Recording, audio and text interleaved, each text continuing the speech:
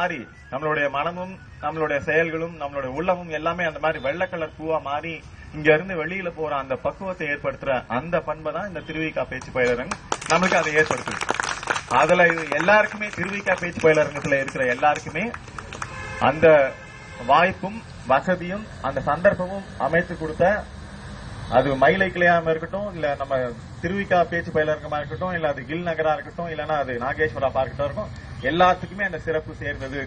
எல்லாருக்குமே அது தனி மனிதர்கள் எல்லாருக்குமே அந்த சிறப்பு சேர்ந்தது என்று வாய்ப்பு கொடுத்த அனைவருக்கும் நன்றி தெரிவித்துக் கொண்டு விடைபெறுகிறேன். நன்றி, வணக்கம்.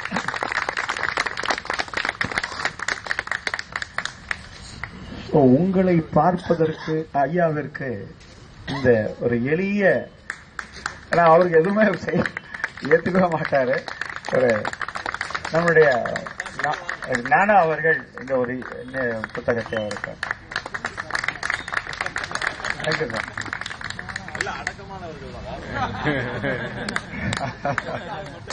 அதாவது பூவோடு இணைந்த நார் என்று சொல்லுவார்களே, அது போல பூக்களோடு நாம் இணைய வேண்டும். நாங்கெல்லாம் இணைஞ்சிட்டோம், வேற ஒன்றும் இல்லை. அவர் ஒரு பூ, மனம் தரக்கூடிய பூ, ஒரு அரிய வகையான ஒரு பூ, மல்லிப்பூ. மெல்லிய பூ, மென்மை தானே வாழ்க்கையே, இல்லையா? வாழ்க்கை என்பதே இல்ல, வாழ்க்கை என்பதே மென்மைதான். வன்மையில் கூட மென்மை என்று சொல்லுவார்கள். வள்ளுவரை கேட்டான், காதலை எப்படியா சொல்றது? ரொம்ப அழகா சொன்னார். மலரினும் மெல்லுது காமம், சிலர் அதன் செவ்வி தலை போடுவார். 1289 குரல்ல ரொம்ப அழகா சொல்வார்.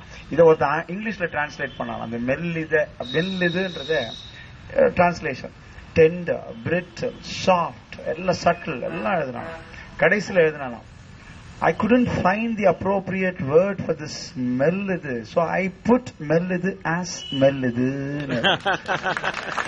இந்த மென்மை என்ற அந்த தன்மைக்கே ஒரு அழகு இயல்பாக இருக்கிறது. அதுதான் நம்ம பார்க்க வேண்டிய விஷயம். இது நம்முடைய அழைப்பை ஏற்று யாரெல்லாம் வந்திருக்காங்க பாத்தீங்கன்னா, மிஸ்ஸஸ் கார்த்திக் ஒரு ப்ரொஃபசர், அவங்க வந்திருக்கிறாங்க. அவங்களே நம்ம இங்கிருந்தே அவர்களை நம்ம வாழ்த்த கடமைப்பட்டிருக்கிறோம். மிஸ்ஸஸ் கோபிநாத் பாத்தீங்கன்னா அவங்க வந்திருக்கிறாங்க. பொதுவா வெளி விஷயங்களுக்கெல்லாம் வரவே மாட்டாங்க. அவங்க ரொம்ப ஆசையா அவங்களுடைய மகள் வந்திருக்காங்க. சோ இவங்களெல்லாம் பார்க்கும்போது இன்னும் நிறைய துணைவியாரெல்லாம் வந்திருப்பாங்க, நான் பார்க்கல சரியா. சோ அவர்களையும் நான் வாழ்த்த கடமைப்பட்டிருக்கிறேன். இந்த ஒரு நேரத்துல ஒரே ஒரு அமைப்புல ஒரே ஒரு ஆளை கூப்பிடலன்னா தப்பாயிடும். மேத்தா நகர்ல ஒரு யங்ஸ்டர்ஸ் எல்லாம் சேர்ந்து ஒரு 25 years 30 yearsக்குள்ள ஒரு பொது சங்கம், அதாவது நலச்சங்கம் ஒன்றை ஆரம்பித்திருக்கிறார்கள். வெறும் எந்த விதமான எதிர்பார்ப்பும் இல்லாம அதுல ஒரு ரெப்ரசன்டேட்டிவ் பிரசன்னாவை தயவு செய்து இந்த மேடைக்கு